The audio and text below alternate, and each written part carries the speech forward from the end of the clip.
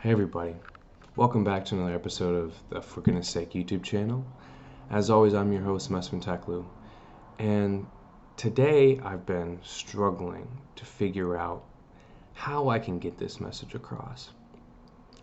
I want, as you can tell by the provocative header, provocative channel video name, I want to talk to liberals, I want to talk to progressives, I want to talk to largely young people like me who are passionate about changing this country and who want to make it a better place, who see around them, looking at different people of different abilities, you know, uh, uh, different patterns of neurology, um, different races and sexes and sexual orientations, and different genders, and who want to make this society that we live in better for all of them. They see all of these people who are different and come from different walks of life. Some born here, some not. Some whose parents were born here, some parents who were born in not in America, right? And who want to hear and acknowledge the pain that those different people tell them, or that they witness from those different people. The pain of just interpersonal discrimination and ignorance that we have from not talking about all these differences amongst one another, from not reading or learning about it in school or in pop culture, and who say, we want to change this. We want to make this society better. The people who are working multiple jobs and who are still having to go to food shelters, or who are still at risk of losing their houses, something that my family has dealt with multiple times. My mom working multiple jobs, and still dealing with housing insecurity. That's not okay. At the people who are struggling to put food on the table for their children, to get their children into a school that's quality and safe, that's not okay. The people who have worked very hard, two-parent homes, put their gotten jobs that can give themselves a stable life, and gotten the ability to put their kids into school, and they come out and they will be paying their kids' student debt for lifetimes. That's not okay. I want to talk to you guys because I know that your heart's in the right place, and I know most everybody's heart's in the right place. Almost everybody thinks that they're truly just trying their best, not just thinks, but are truly just trying their best to make this country better, whether they agree with me wholeheartedly on everything, which doesn't exist, or if they disagree with me on almost everything or everything, which I also don't think exists, honestly. I think there's always some common ground, even if albeit little and slim. I know you guys are passionate because you are largely learning more about our country's history and our country's founding than almost any generation, and in fact, probably any generation to come before us. And we are more accepting and tolerant of different genders, different racial groups, different ideologies than any group before us. And you want to push those who are older than us and who have come before us to see that this is the way to be. And I agree with you. I agree. I think that this country would benefit by its middle-aged and older folks seeing that we mean beauty for this country. We mean inclusion. We mean prosperity for all, life, liberty, and pursuit of happiness, to quote our Constitution, for all, and not just for the few. And that we don't want to just punish people just because they're old or just because they have different views than us, but that we want to uplift all people, and not just the CEOs and the shareholders of companies.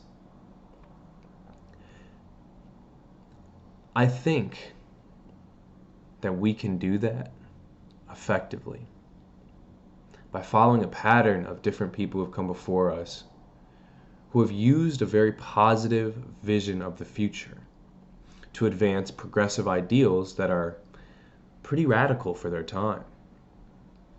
Martin Luther King Jr. was killed, he was murdered in 1968.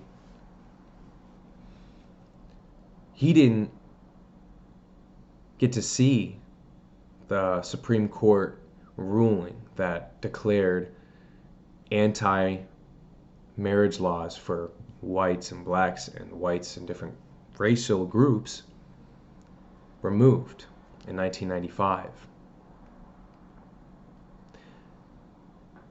But over 30 years before, in his I Have a Dream speech, he espoused a vision of the future that talked about a world in which white children and black children could hold hands and play with each other.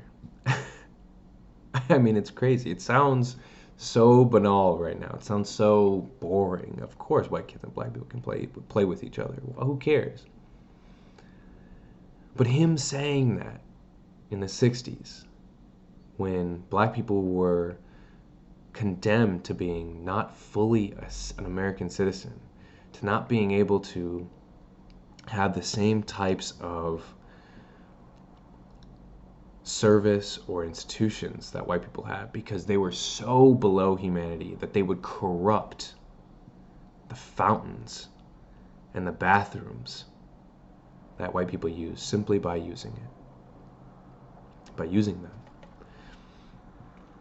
What he said in his prayer, in his call to that vision he had, that white people and black people, children of the future, could look at each other and judge each other not by the color of their skin, but by the content of their character, while being totally misused and abused. And this quote is always misused and abused and used as a way to shut progressives or black people or people calling for change up.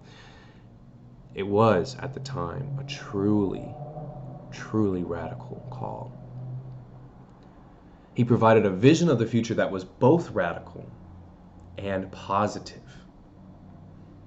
Something that was not zero-sum, something that did not say that in order to benefit, you will have to give something up so that we can become equal. He provided a future that was positive for all. It is true, in fact, that at the time, if segregation were to end, white people would have to give up their mantle of superiority and their use of those exclusionary institutions, those bathrooms, those buildings, those diners, those fountains, those playgrounds, those pools. There would no longer be white-only pools and white-only playgrounds, etc., etc., etc., schools, right? But rather than talking about what white people would need to give up, what he and other freedom fighters would take from white people if they were not willing to give it up, he talked about a future that included peace and prosperity, and dare I say love, for everybody. I think that we have an opportunity today. We're in a moment in history where we can close our eyes and we can imagine a future. A future that is whatever we want it to be. That is equal, that is peaceful, that is fair and just for all, where more people can pursue their dreams, regardless of if it makes a bunch of money and if it gets them really famous and whatever. More people can listen to the voice in their heart telling them to go pursue something, and they can do it. They have the economic resources that they won't starve if they quit their crappy job. But they can go volunteer with those kids that work that they go to their local school, and they can play with them, and they can teach them things, and they can pass on a legacy of care and love to a younger generation. And they can go to their local art show, and they can, or art studios, and they can create art and put it on display and spread a little bit of joy, even though it doesn't make them, millions and millions of dollars, because it's not a banana. It's taped to a wall. I don't know, that's a joke. There's some pieces in a lot of modern art museums that are pretty crazy, but they're interesting though. They're interesting, but the stuff that makes money these days is very interesting. But they can do that because it brings them joy and it spreads joy as well. And they cannot starve because they're doing that, or they cannot have to work really oppressive jobs because they're doing that. That's the future that I think of. What future do you think of? My fellow lefty, progressive, leftists, liberals, futurists, caring people. What future do you see when you close your eyes and you imagine the best, that this country has to offer? I don't think it's yelling and screaming and ripping back privilege from those who have it today. I don't think that many people believe that. I don't think that many people are trying to do that, to be honest. I shouldn't even use that as an example, but I don't think that it's a future where we're thinking about all that had to be sacrificed by the privileged in order to benefit those who are less privileged. I think it's a future where kids in rural cities and counties and people who live in the most densely populated urban cities have great schools and great hospitals, who have the ability to shoot for the moon figuratively and literally, as we're going to be seeing even more of. I see a future where everybody has an opportunity to create and learn and discover more about this world with science, with art, with philosophy, with reading all of the incredible works that we have. There are more incredible works of literature and plays and art and media now these days as well than will ever be able to be learned and read and consumed in a lifetime. So I guess I'm here to say in conclusion that I think that you think the world is beautiful. Not as it is, but what it could be.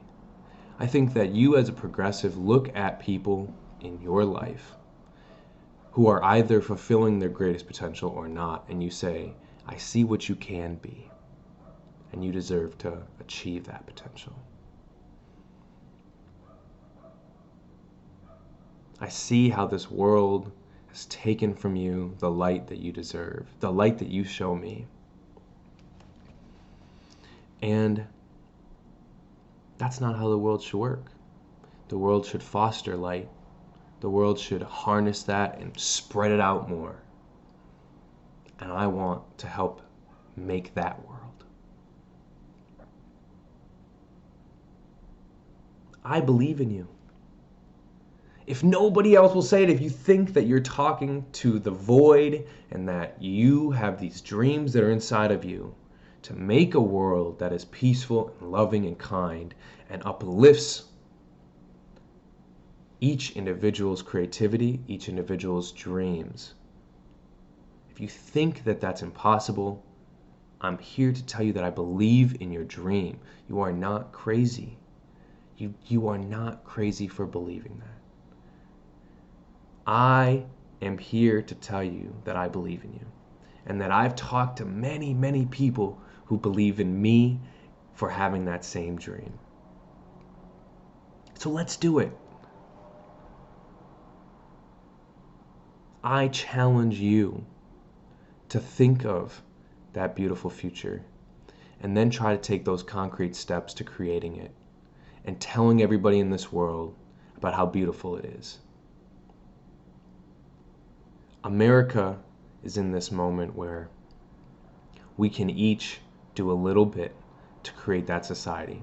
And I think we will be as effective as we can by talking about that vision rather than talking about what we all need to sacrifice in order to create it. So this video is about pushing you guys, the future of this country, the best this country has to offer, one of many single individual people, to be the light that you see. The Gandhi quote, which is going to be our quote of the day, is to be the change that you want to be, that you want to see in this world. That quote is not just a call to action, but it's also a methodology. It's him telling the world how we can be successful in creating a better society. It's not going to be easy. It won't happen in one night, and it likely won't happen in a generation. I probably won't get to see the world that I believe will come one day. If you're lucky, you will. But I do believe that we can make this world much better than what we found it. In 2015, the Supreme Court ruled that the entire country that is unconstitutional to ban gay marriage in this country. In just 7 years, less than, as we're in 2021, 6 years, we have seen an incredible change in which right, left, center, young and old, vast majorities of people no longer think that it's okay to discriminate against gay people. No longer think that being gay is something to look down upon, something to be ashamed of, something to call disgusting or sin. Although there are still pockets of this country all over, I'm sure in every state of every age, who discriminate and spread hate and fight against the work that needs to be done to make our society more equal. There has been incredible amounts of progress been made in just 6 short years. We can make incredible amounts of progress even if we're not perfect. Even if we don't get everywhere we need to be. We're not everywhere we need to be with gay rights, with laws supporting LGBTQ individuals in general. But we are so far ahead of where we were just 6 years ago. That's what you can do with a positive future, with a positive vision of the future. Thank you guys. That's all I have.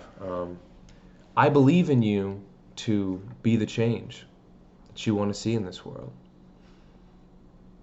I believe in you to inspire others who you would never think would agree with you. You can do it. Thanks all for watching. As always, like and subscribe, please, to help the channel out. And I can't wait to see you soon. Bye-bye.